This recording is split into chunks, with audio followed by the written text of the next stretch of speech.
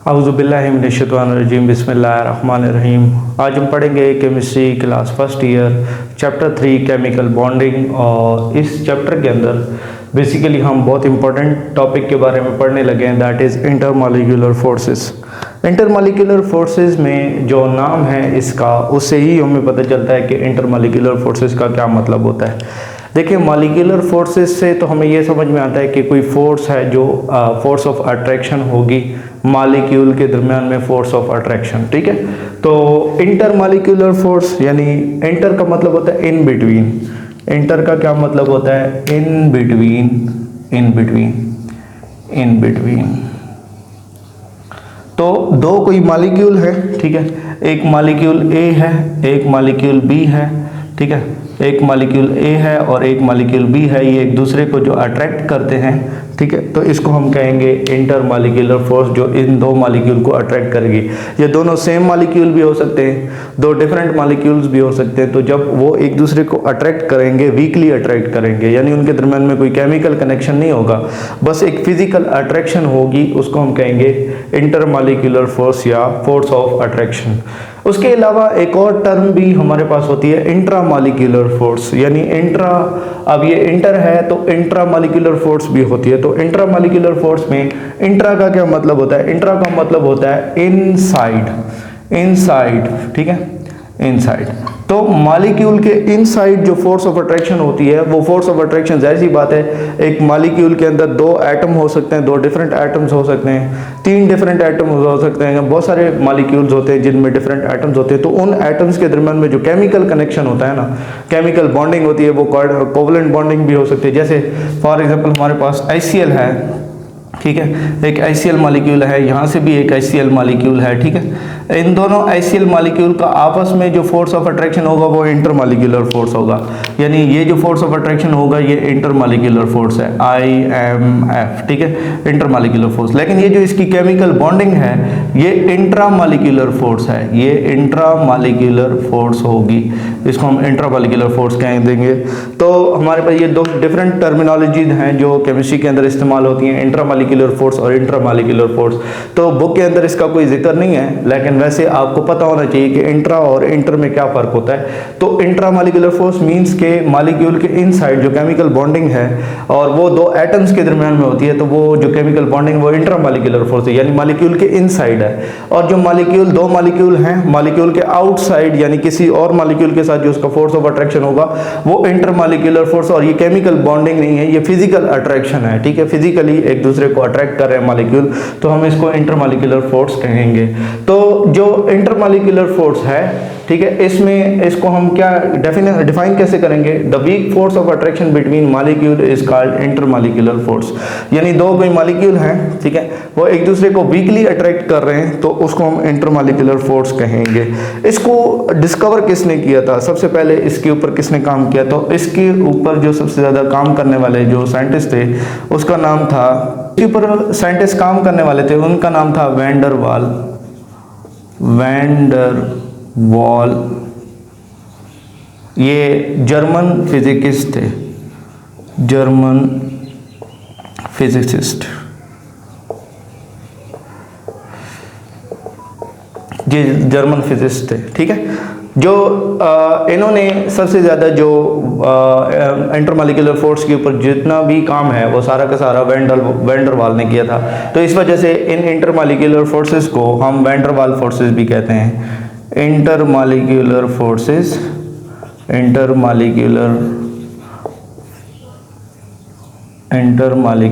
Forces are also known as van der Waals forces, van der Waals forces. In van der Waals forces को भी forces of attraction भी हम लोग कह देते हैं। अच्छा, वैन डर वाल फोर्सेस की टाइप्स कितनी होती हैं? हम इनकी टाइप्स भी हम यहाँ पे डिस्कस करते हैं। Types of intermolecular forces, intermolecular forces.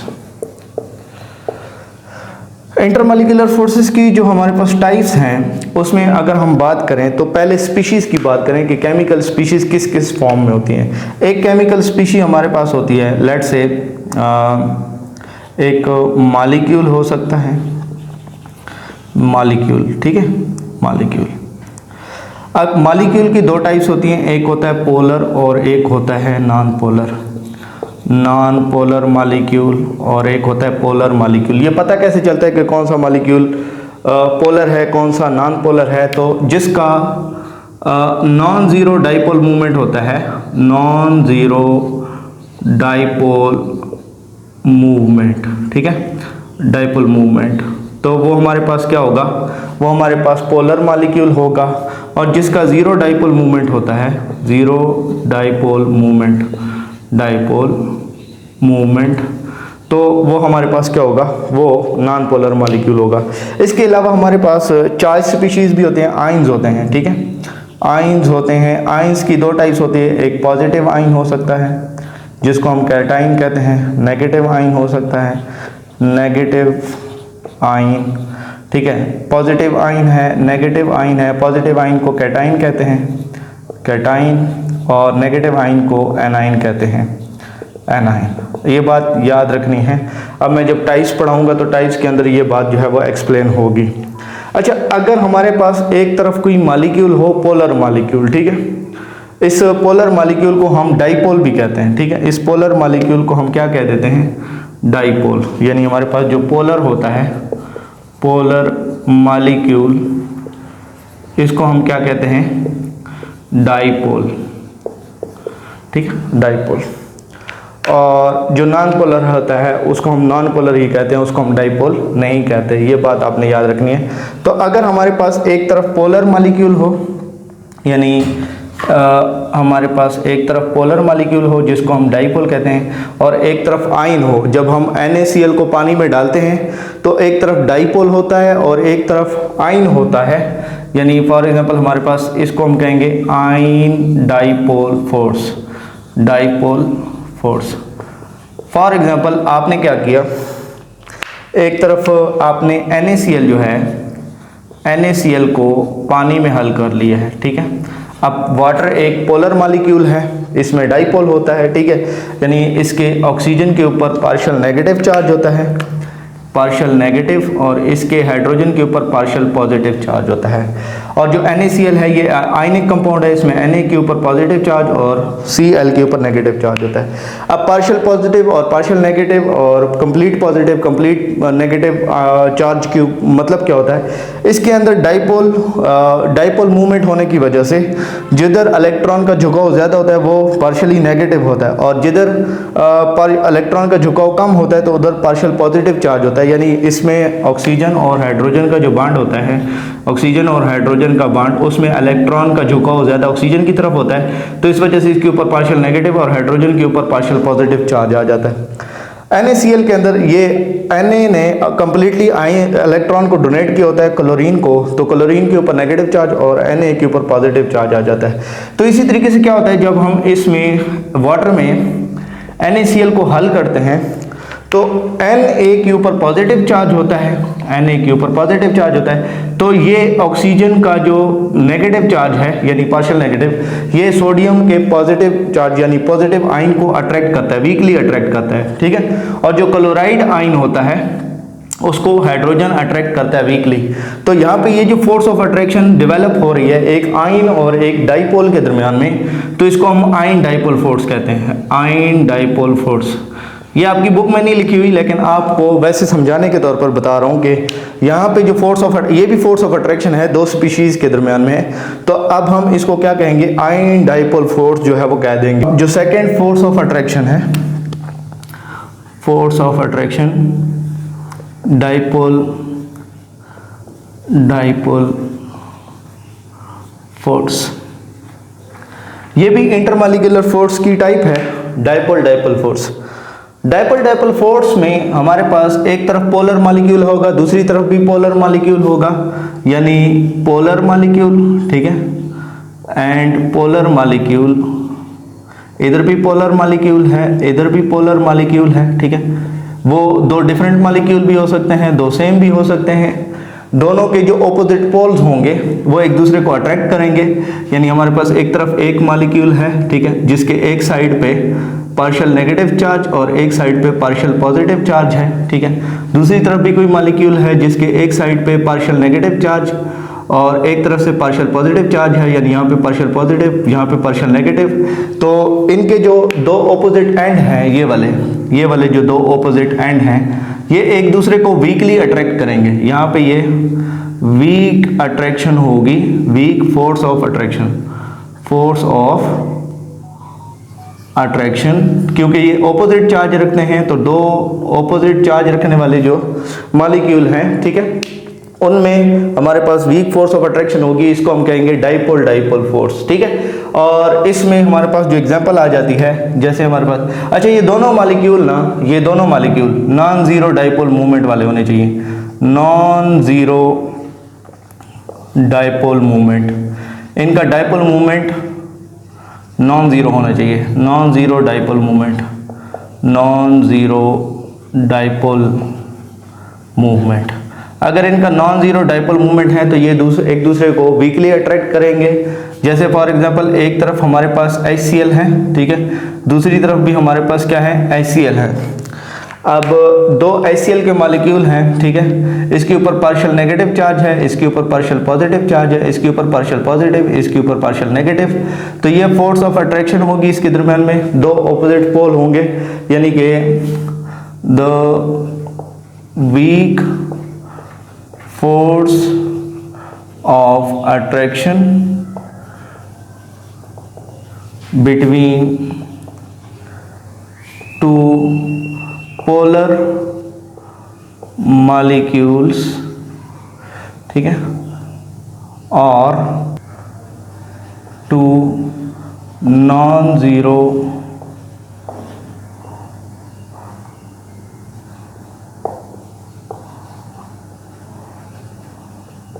Dipole movement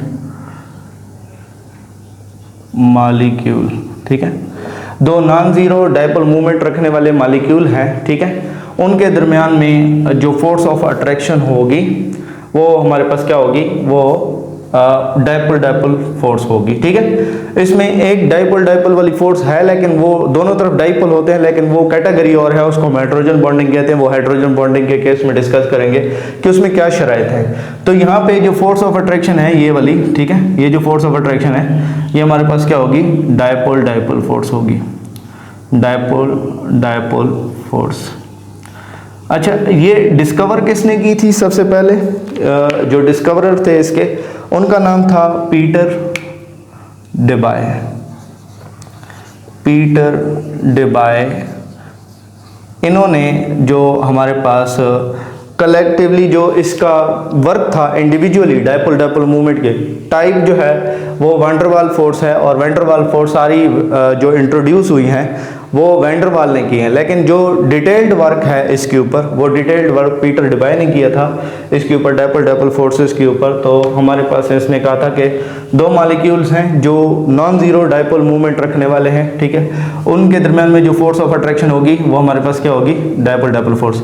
अगर हम कह दें कि हमारे पास CCl4 है, CCl4 कार्बन टेट्राक्लोराइड, तो इसमें भी जो कार्बन क्लोरीन बॉन्ड होता है, ठीक है, अगर हम कार्बन क्लोरीन बॉन्ड को देखें, एक तरफ क्लोरीन है, दूसरी तरफ क्लोरीन है, तीसरी और चौथी तरफ 4 क्लोरीन है।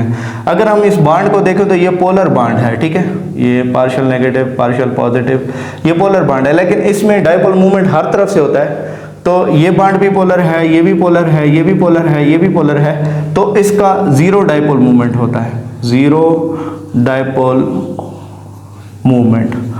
तो हमने ऐसा मॉलिक्यूल देखना है जो मॉलिक्यूल में बॉन्ड अगर पोलर हैं भी तो भी उसके अंदर जो उसका डाइपोल मूवमेंट है वो अगर नॉन जीरो होगा तो फिर ही वो हमारे पास जो है उसमें डाइपोल डाइपोल फोर्स होगा। अदरवाइज अगर ये पोलर मॉलिक्यूल है, जैसे यहाँ पे इसका नॉन जीरो डाइपोल मूवमेंट है, तो सॉरी इसका जीरो डाइपोल मूवमेंट है, तो ये एक नॉन पोलर मॉलिक्यूल में कंसीडर किया जाता है, नॉन पोलर मॉलिक्यूल। तो इसकी जो फोर्स ऑफ अट्रैक्शन होगी वो हमारे पास डाइपोल डाइपोल नहीं होगी, यानी दो कार्बन टेट्राक्लोराइड के मॉलिक्यूल हैं उनके दरम्यान में जो फोर्स ऑफ अट्रैक्शन है वो बेसिकली जो फोर्स ऑफ अट्रैक्शन होगी वो हम उसको डायपोल फोर्स नहीं कहेंगे, क्योंकि ये नॉन ज़ीरो नहीं है, ठीक है। ये ज़ीरो डायपोल मूवमेंट रखने वाला है, क्योंकि इसमें जो डायपोल मूवमेंट है वो ज़ीरो आएगा, क्योंकि हर तरफ से पोलर बॉन्ड है, तो ये कैंसिल हो जाता है इफेक्ट इसमें। तो उसके बाद हमारे पास जो दूसरी फोर्स ऑफ अट्रैक्शन है, तीसरी फोर्स ऑफ अट्रैक्शन है, वो हमारे पास होती है dipole induced dipole force. Dipole induced dipole force. Dipole force, dipole induced dipole force. जो डायपोल इंड्यूस्ड डायपोल फोर्स है, इसमें क्या होता है, नाम से ही जाहिर है, एक पोलर मॉलिक्यूल होगा, दूसरा पोलर नहीं होगा, वो पोलर बन जाएगा। एक पोलर होगा, दूसरा नॉन पोलर होगा। फॉर एग्जांपल हमारे पास एक मॉलिक्यूल है, ठीक है, एक ये मॉलिक्यूल है जो कि हमारे पास क्या है, पोलर मॉलिक्यूल है, जिसके एक एंड पे पार्शियल नेगेटिव चार्ज, एक एंड पे पार्शियल पॉजिटिव चार्ज है। दूसरा मॉलिक्यूल जो है वो नॉन पोलर है, नॉन पोलर, ठीक है। एक हमारे पास पोलर है और एक हमारे पास नॉन पोलर है। इस पोलर को हम क्या कहते हैं, डाइपोल, डाइपोल, ठीक है। तो एक तरफ नॉन पोलर मॉलिक्यूल है, तो इसमें इसकी वजह से, यानी इस पोलर मॉलिक्यूल की वजह से ये भी पोलर हो जाता है। तो इस पोलर मॉलिक्यूल की वजह से जब ये भी पोलर हो जाए, तो हमारे पास इसको हम, यानी ये पोलर है, ठीक है, ये डाइपोल है, और दूसरा मॉलिक्यूल भी क्या हो गया, ये डाइपोल हो गया। इसमें चार्ज डेंसिटी जो है वो चार्ज सेपरेशन हो गई है, पॉजिटिव चार्ज एक तरफ आ गया, नेगेटिव चार्ज एक तरफ आ गया, यानी पॉजिटिव चार्ज एक तरफ, नेगेटिव चार्ज एक तरफ आ गया, तो ये डाइपोल है, ठीक है। अब ये इंड्यूस्ड डाइपोल होगा, इंड्यूस्ड डाइपोल, ठीक है। जब हम कोई एक पोलर चीज़ है और दूसरी नॉन पोलर चीज़ है, उसको आपने मिक्स किया, तो वो जो एक दूसरे को यानी कि अट्रैक्ट करेंगी, उसके मॉलिक्यूल जो एक दूसरे को अट्रैक्ट करेंगे, जो कि बहुत वीक अट्रैक्शन होगी, तो वो जो होगी वो हमारे पास डायपोल इंड्यूस्ड डायपोल फोर्स होगी। तो ये हमारे पास जो फोर्स ऑफ अट्रैक्शन इसके दरम्यान में डेवलप होगी, ये डायपोल इंड्यूस्ड डायपोल फोर्स होगा। अब इसको भी हमारे पास जो डिस्कस करने वाले साइंटिस्ट थे, उसका नाम था पीटर डिबाय, ठीक है, पीटर डिबाय। इसके ऊपर भी पीटर डिबाय ने काम किया था। तो इसको इसी वजह से हम डिबाय फोर्सेस के नाम से भी जाते हैं, also known as Debye forces, Debye forces, ठीक है, डिबाय फोर्सेस हम इसको कह देंगे। अगर हम कार्बन टेट्राक्लोराइड और वाटर को एक दूसरे में हल करेंगे, ठीक है, यानी अगर हम कार्बन टेट्राक्लोराइड और साथ में इसमें वाटर ऐड करते हैं, तो वाटर हमारे पास क्या है, ये पोलर है, ठीक है, और जो कार्बन टेट्राक्लोराइड है ये नॉन पोलर है, ठीक है। तो वाटर की वजह से ये थोड़ा सा पोलर हो जाएगा, और अगर ये थोड़ा सा पोलर हो जाता है तो इन दोनों के दरम्यान में जो फोर्स ऑफ अट्रैक्शन होगा वो हमारे पास कौन सा होगा, डायपोल इंड्यूस्ड डायपोल फोर्स। तो जब एक पोलर मॉलिक्यूल और एक नॉन पोलर मॉलिक्यूल को आपस में हम लोग हल करते हैं, तो इसके दरम्यान में जो फोर्स ऑफ अट्रैक्शन डेवलप होता है वो हमारे पास डायपोल इंड्यूस्ड डायपोल फोर्स होती है। तो इसको हम डिबाय फोर्सेस भी कहते हैं, और ये पीटर डिबाय ने इसको जो है वो एक्सप्लेन किया था। फिर उसके बाद इसकी चौथी टाइप के ऊपर आ जाते हैं, जिसका नाम है इंस्टेंटेनियस डायपोल, टेनियस dipole, induced dipole, induced dipole force. एक instantaneous dipole induced dipole force, और also known as London dispersion forces, London dispersion force, dispersion force, ठीक है जी, लंडन डिस्पर्शन फोर्स हम कह देते हैं। इसमें दोनों मॉलिक्यूल नॉन पोलर होंगे, जिनका जीरो डायपोल मूवमेंट होगा, और वो जो मॉलिक्यूल हैं वो जब हम आपस में उनको क्या करेंगे, पुट करेंगे, तो एक जब उसके ऊपर प्रेशर अप्लाई करेंगे तो प्रेशर अप्लाई करने की वजह से, या फिर जैसे फॉर एग्जांपल कोई गैस है तो गैस के ऊपर प्रेशर अप्लाई करने से उसके मॉलिक्यूल करीब आएंगे तो उसमें फोर्स ऑफ अट्रैक्शन डेवलप हो जाएगी। मैं एक केस डिस्कस करता हूँ। एक तरफ हमारे पास हीलियम एटम है, ठीक है, एक तरफ भी हमारे पास हीलियम है, ठीक है, दूसरी तरफ भी हीलियम है। अब ये दोनों हीलियम जो है ये नॉन पोलर है, ठीक है, ये भी नॉन पोलर है और ये भी नॉन पोलर है, ठीक है।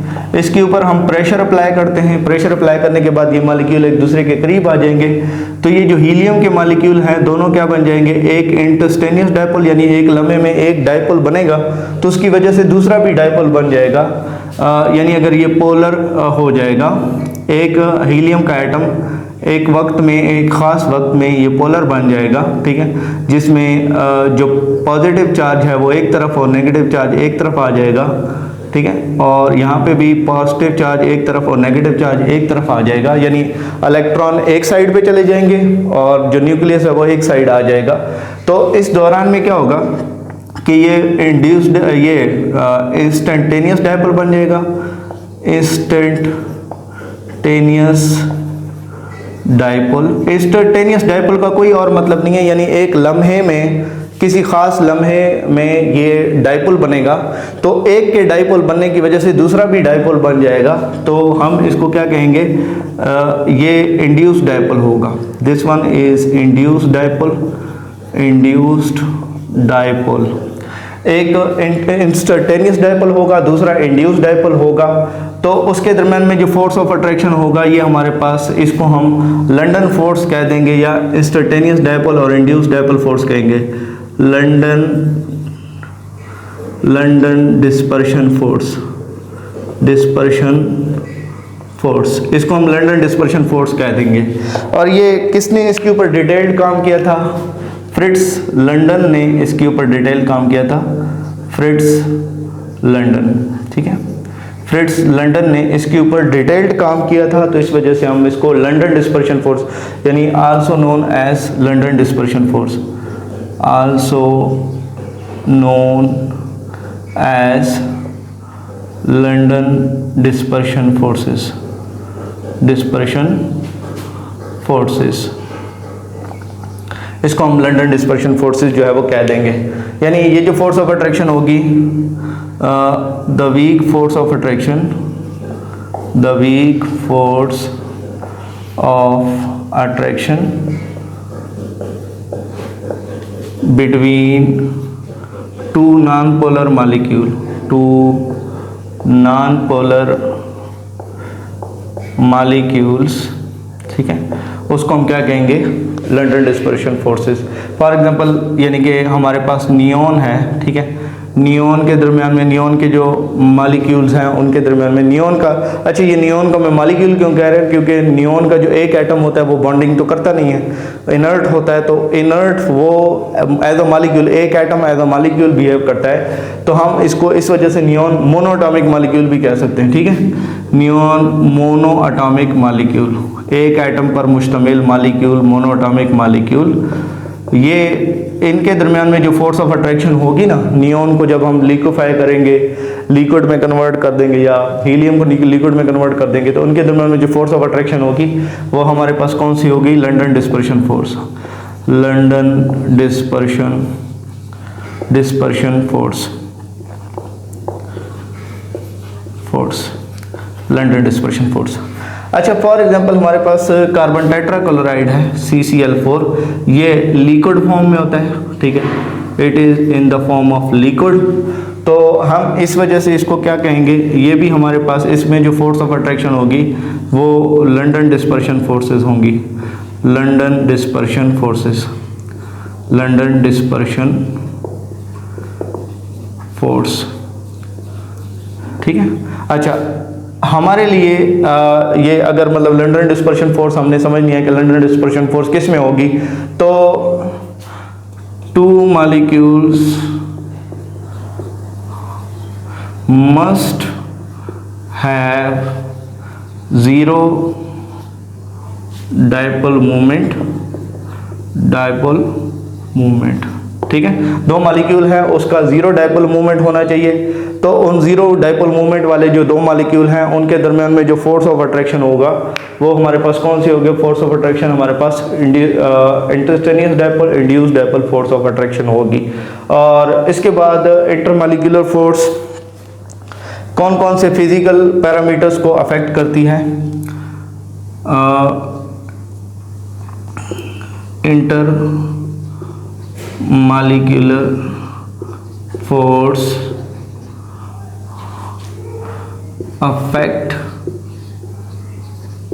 following parameters, ठीक है, फॉलोइंग पैरामीटर्स। इसमें हमारे पास सबसे पहले आ जाता है मेल्टिंग पॉइंट, जिसकी इंटरमॉलिक्यूलर फोर्सेस की जो इंटेंसिटी है वो ज़्यादा होगी तो उसमें मेल्टिंग पॉइंट भी उसका बढ़ेगा, और इंटेंसिटी जब कम होगी इंटरमॉलिक्यूलर फोर्स की तो उसका मेल्टिंग पॉइंट भी कम हो जाएगा। फिर दूसरे नंबर पे है बॉइलिंग पॉइंट। जब इंटरमॉलिक्यूलर फोर्सेस की इंटेंसिटी बढ़ेगी तो बॉइलिंग पॉइंट भी बढ़ेगा, और अगर ये जो मतलब कि इंटेंसिटी जो है वो कम हो जाती है तो बॉइलिंग पॉइंट भी कम हो जाएगा। फिर उसके बाद डेंसिटी है, ठीक है, डेंसिटी भी बढ़ेगी जब हमारे पास इंटरमॉलिक्यूलर फोर्सेस की स्ट्रेंथ बाज़ दफ़ा जब बढ़ रही होती है। ये हर केस में ऐसा नहीं है, लेकिन एक जनरल बात यही है कि इंटरमॉलिक्यूलर फोर्सेस की इंटेंसिटी जब बढ़ेगी तो डेंसिटी भी हमारे पास जो है वो बढ़ती। उसके बाद हम लोग इंटरमॉलिक्यूलर फोर्सेस में नेक्स्ट जो इंटरस्टेनियस डायपोल, इंड्यूस्ड डायपोल फोर्सेस, जिनको हम लंडन डिस्पर्शन फोर्सेस भी कह देते हैं, इन लंडन डिस्पर्शन फोर्सेस के ऊपर कुछ फैक्टर्स असरअंदाज होते हैं, और उन फैक्टर्स को हम यहाँ पे डिस्कस करते हैं कि उन फैक्टर्स का कैसे लंडन डिस्पर्शन फोर्सेस के ऊपर असर पड़ता है। सबसे पहली चीज़ जो है वो मॉलिक्यूलर साइज़ है। मॉलिक्यूलर साइज़ के बढ़ने से इंटरमॉलिक्यूलर फोर्सेस जो कि लंडन डिस्पर्शन फोर्सेस हैं वो उनका जो मैग्नीट्यूड होता है वो बढ़ता चला जाता है। इसमें क्या वजह है, क्यों ऐसा होता है कि हमारे पास जब भी मॉलिक्यूलर साइज़ बढ़ता है तो जितना भी साइज़ ऑफ मॉलिक्यूल जो है वो लार्जर होगा उतना मॉलिक्यूल जो है उसके अंदर यानी कि फोर्स ऑफ अट्रैक्शन जो है वो बढ़ जाएगी। लंडन डिस्पर्शन फोर्सेस का जो मैग्नीट्यूड होगा वो ज़्यादा होगा, और इसकी वजह यह है कि मॉलिक्यूल को पोलराइज करना आसान होता है। मॉलिक्यूल को पोलराइज करने का मतलब क्या है? मतलब यह है कि फॉर एग्जांपल एक तरफ हमारे पास Cl2 मॉलिक्यूल है, ठीक है। Cl2 मॉलिक्यूल में जो क्लोरीन एटम का साइज है उसमें 17 इलेक्ट्रॉन और 17 प्रोटॉन है, और ये एक हमारे पास ये जो मॉलिक्यूल है ये क्या है? ये नॉन पोलर है, ठीक हो गया। दूसरी तरफ जो हमारे पास मॉलिक्यूल है वो है ब्रोमीन, ठीक है।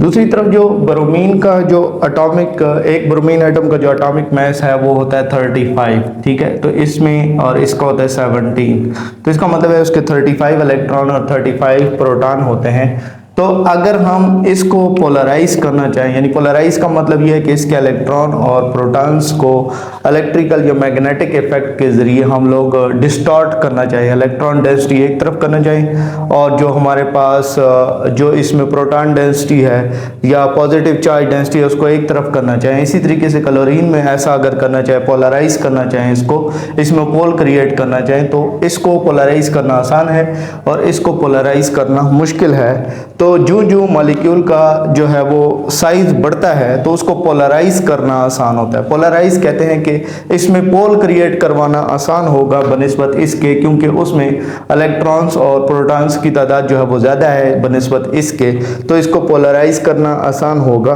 तो इसी वजह से हम देखते हैं कि फ्लोरीन और क्लोरीन ये दोनों गैस हैं, क्योंकि इनका मॉलिक्यूलर साइज क्या है? कम है। ब्रोमीन का मॉलिक्यूलर साइज ज़्यादा है, आयोडीन का मॉलिक्यूलर साइज उससे भी ज़्यादा है। मॉलिक्यूलर साइज किस साइज के साथ बढ़ रहा है? एटॉमिक साइज के साथ बढ़ रहा है। तो इसमें इसको पोलराइज करना मुश्किल होगा, इसको आसान होगा, इसको उससे भी आसान होगा, इसको उससे भी ज़्यादा पोलराइज करना आसान होगा। तो इस वजह से ये सॉलिड एट रूम टेम्परेचर होता है, ये लिक्विड एट रूम टेम्परेचर होता है, ये गैस होता है और ये भी गैस होता है। अच्छा, इन दोनों गैसेज में अगर हम फ़र्क करना चाहें तो क्लोरीन को ईजिली लिक्विड में चेंज किया जा सकता है बनिस्बत फ्लोरीन के। क्यों? क्योंकि इसमें जो इसको पोलराइज करना है वो फ्लोरीन की निस्बत आसान है। तो chlorine can be easily liquefied, can be easily liquefied than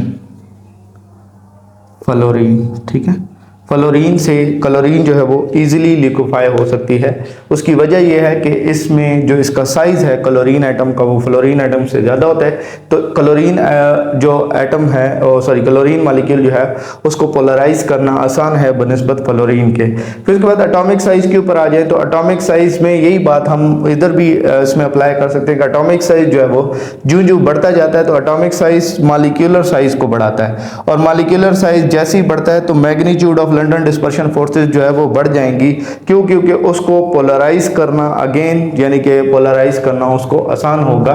तो हम यहाँ पे जो है वो इसमें नोबल गैसेस की एग्जांपल ले लेते हैं। तो नोबल गैसेस में helium, neon, argon, krypton, xenon और रोडॉन है। इसमें एटॉमिक साइज इंक्रीज कर रहा होता है। तो एटॉमिक साइज इंक्रीज करने के बाद क्या होता है कि इन गैसेस को अगर हम लिक्विड में कन्वर्ट करें और इनको लिक्विफाई करने तो हीलियम को लिक्विफाई करना मुश्किल है, ठीक है। और अगर हम इस डायरेक्शन में बढ़ें यानी इस डायरेक्शन में तो ईज ऑफ डूइंग या ईज ऑफ लिक्विफेक्शन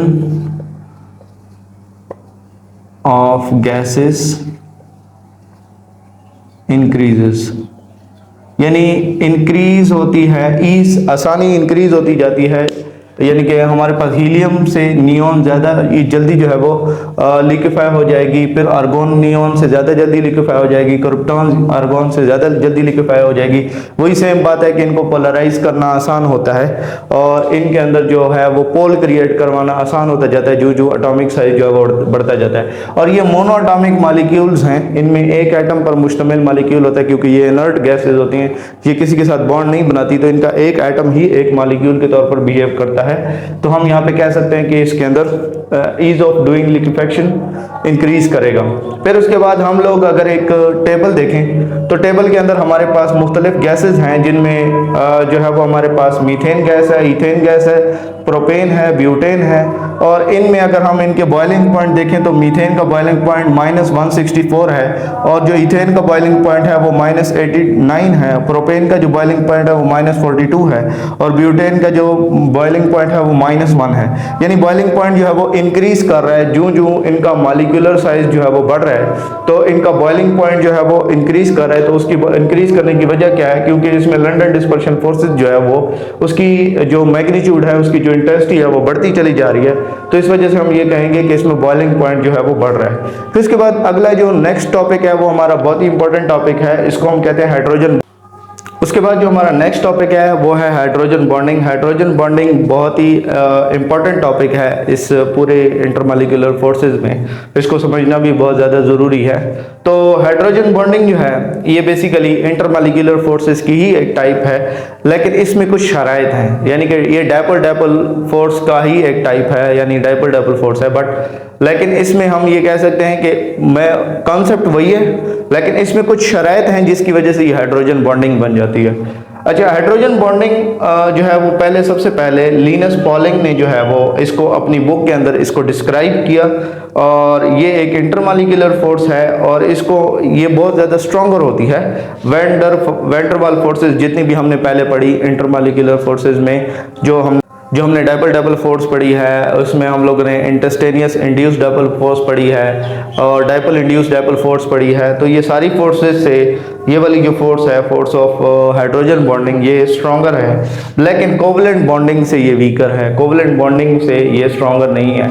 अगर हम इसका मवाजना करें कि बाकी जो हमारे पास केमिकल बॉन्डिंग है या वैंडरवाल फोर्सेज हैं, तो इसके मुकाबले में एनर्जी के एतबार से किसकी एनर्जी ज़्यादा है, किसकी एनर्जी कम है, तो वैंडरवाल फोर्सेस को तोड़ने के लिए एनर्जी जो लगती है वो 0.4 से 4 किलो जूल पर मोल होती है, और हाइड्रोजन बॉन्डिंग को तोड़ने के लिए जो एनर्जी लगती है वो 5 25 से 30 किलो जूल पर मोल होती है। और जो केमिकल बॉन्डिंग में कोवलेंट बॉन्डिंग को तोड़ने के लिए एनर्जी जो है वो 150 से 1100 के दरमियान में इतने एनर्जी जो है वो उसको तोड़ने के लिए लग सकती है। और 400 से 4000 किलो जूल पर मोल की एनर्जी जो है वो आयनिक बॉन्ड को तोड़ने के लिए लग सकती है। तो हम ये कह सकते हैं कि जो हाइड्रोजन बॉन्डिंग है वो केमिकल बॉन्डिंग से वीकर है और वैन डर वाल्स फोर्सेस से जो है वो स्ट्रॉन्गर है। तो हम ये कह सकते हैं कि ये बॉन्डिंग की ही टाइप है, लेकिन बस ये केमिकल बॉन्डिंग नहीं है और वैन डर वाल्स फोर्स भी नहीं है। वैन डर वाल्स फोर्स बहुत वीकर है और जो केमिकल बॉन्डिंग है वो क्या है, स्ट्रॉन्गर है। अच्छा, हम इसको इसके नाम के साथ हाइड्रोजन फोर्सेस नहीं बल्कि बॉन्डिंग लिखते हैं। तो ये बॉन्डिंग हम इस वजह से लिख रहे हैं क्योंकि ये बहुत ज्यादा स्ट्रॉन्गर है वैन डर वाल्स फोर्स से,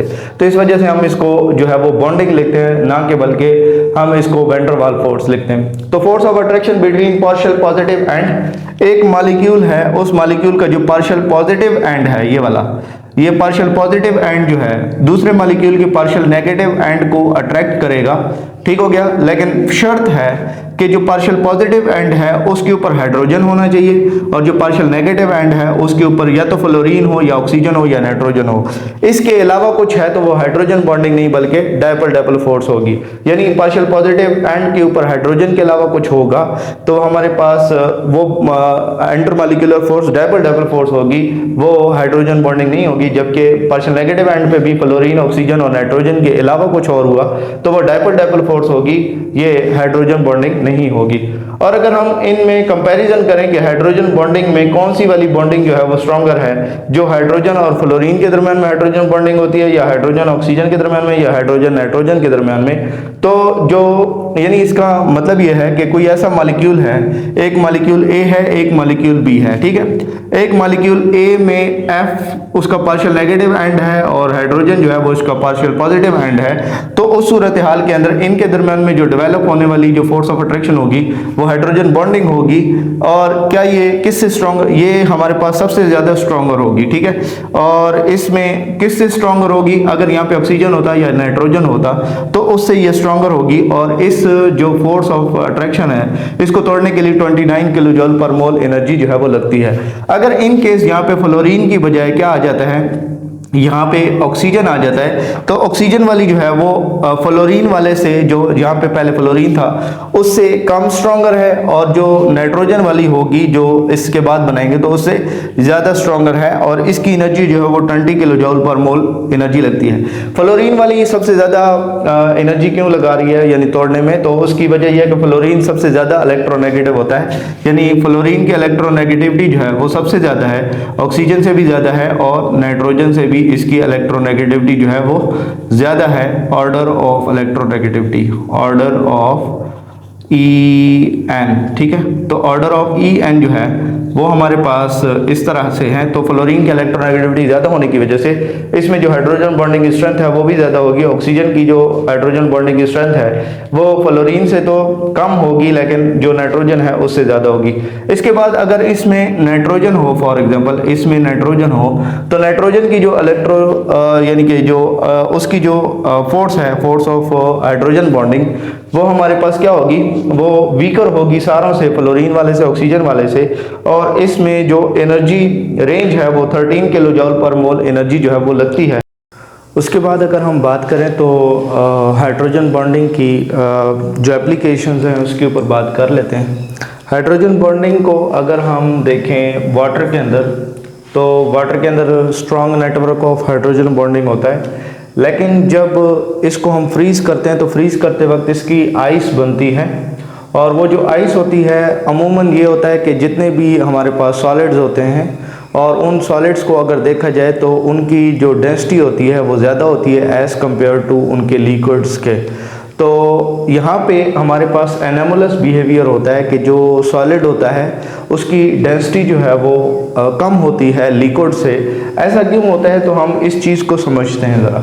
तो नेचुरली सॉलिड्स को अगर देखा जाए तो वो डेंसर होते हैं लिक्विड से, और इनमें हमारे पास टाइट अरेंजमेंट ऑफ पार्टिकल्स की वजह से होता है। यानी हम अगर सॉलिड और लिक्विड को कंपेयर करें, एक तरफ सॉलिड है एक तरफ लिक्विड है, तो जो सॉलिड है उसका वॉल्यूम जो है वो कम होता है, वॉल्यूम ठीक है कम होता है, और उसका मैस जो है वो ज़्यादा होता है, ठीक है, मैस ज़्यादा होता है। और अगर हम लिक्विड्स को देखें तो लिक्विड्स का वॉल्यूम जो है वो ज़्यादा होता है, मैस क्या होता है, कम होता है। तो हम इस रिस्पेक्ट में ये कह सकते हैं कि हमारे पास जो सॉलिड है उसकी जो डेंसिटी होती है वो लिक्विड से क्या होती है, ग्रेटर होती है।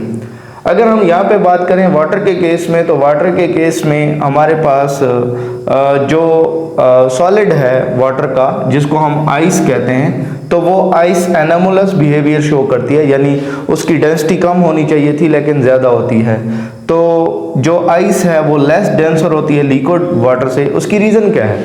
उसकी रीज़न ये है कि जो वाटर के मॉलिक्यूल्स होते हैं वो जब 0 डिग्री सेल्सियस पे फ्रीज होते हैं, तो फ्रीज होने के बाद वो अपने आप को अरेंज करते हैं, और अरेंज ऐसे करते हैं कि उनके दरमियान में खाली जगह आ जाती हैं, एम्प्टी स्पेसेस आ जाती हैं या फ्री स्पेसेस आ जाती हैं, जिसकी वजह से हाइड्रोजन बॉन्डिंग, यानी कि वो हाइड्रोजन बॉन्डिंग की वजह से ऐसा होता है। ऐसा क्यों होता है? क्योंकि अगर हम एक ऑक्सीजन के एटम को देखें तो उसमें जो यानी कि वो ऑक्सीजन एटम होता है वो 4 हाइड्रोजन एटम से सराउंड होता है, यानी एक ऑक्सीजन एटम ने 4 हाइड्रोजन एटम के साथ जो है वो ऐसा नेटवर्क ऑफ हाइड्रोजन बॉन्ड बनाया होता है, और उस नेटवर्क ऑफ हाइड्रोजन बॉन्ड से वो टेट्राहेड्रली अरेंज होता है, जिसकी वजह से वाटर मॉलिक्यूल्स जब वो अरेंज हो जाते हैं आइस के अंदर तो उनके दरमियान में एम्प्टी स्पेस आ जाता है और वो एक्सपैंड करता है, यानी उसका वॉल्यूम जो है वो बढ़ जाता है।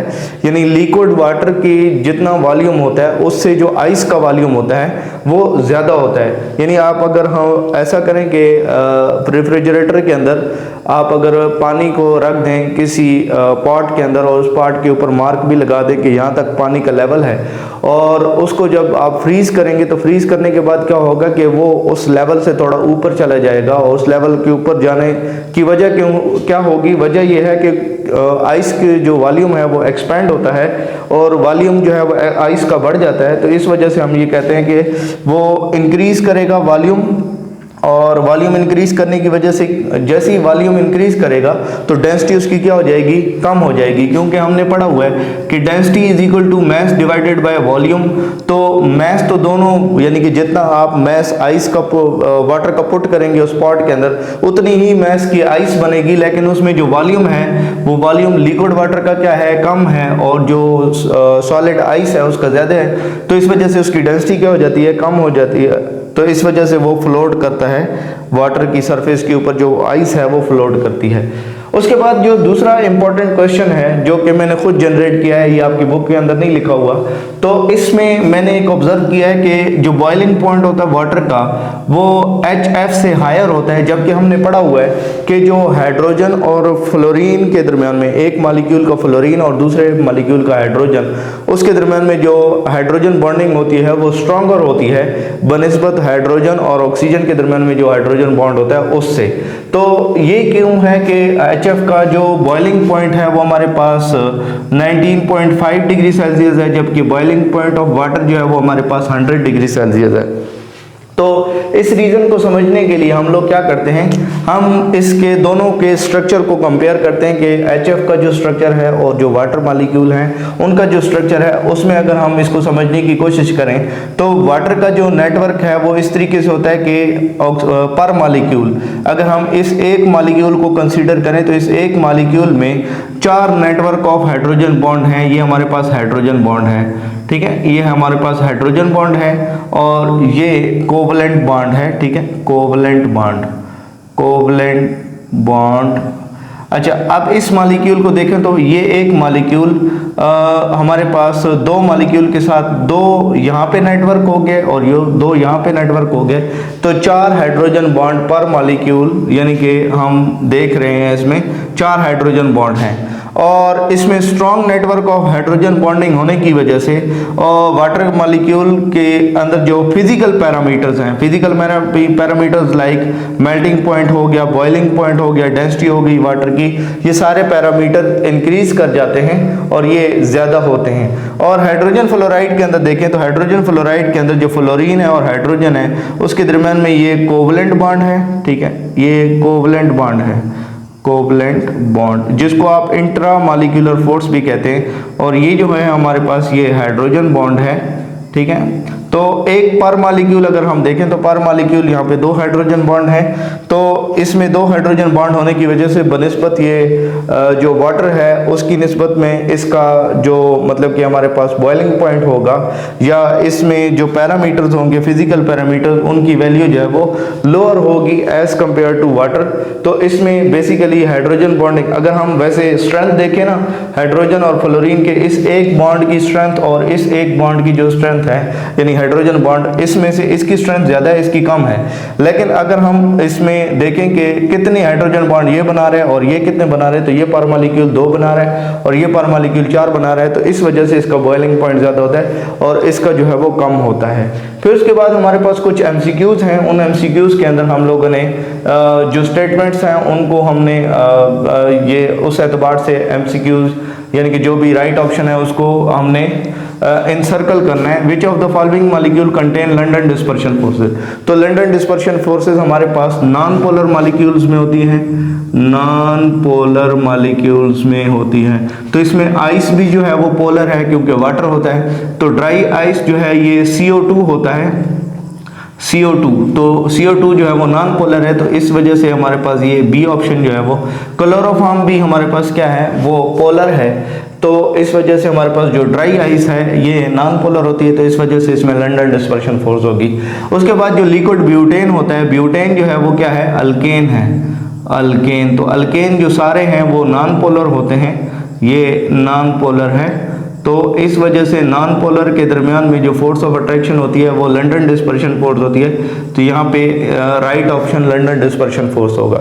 जब हम क्लोरोफॉर्म और एसीटोन को मिक्स करते हैं, क्लोरोफॉर्म और एसीटोन को हम मिक्स करते हैं, तो क्लोरोफॉर्म का फार्मूला है CHCl3।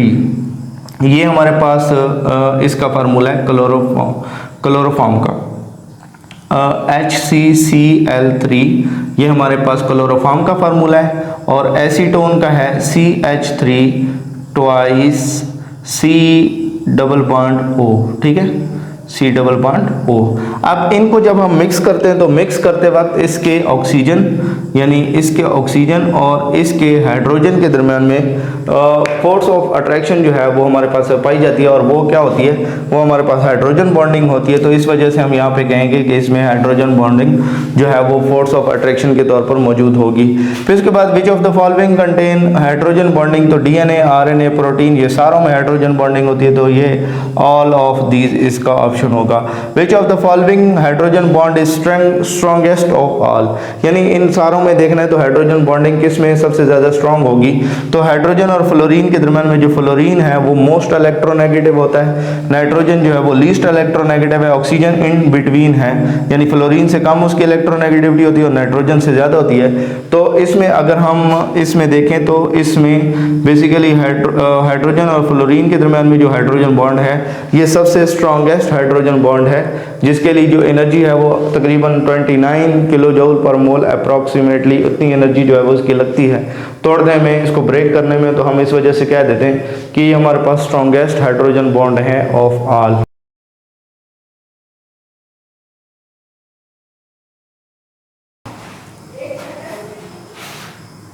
अगर आप इस चैनल पे नए आए हैं तो इस चैनल को सब्सक्राइब करें, वीडियो को लाइक करें, शेयर करें, कमेंट करें, अपने क्वेश्चंस कमेंट में लिखें। जो भी आपका क्वेश्चन है तो वो आप कमेंट में लिख के पूछ सकते हैं। Thank you so much.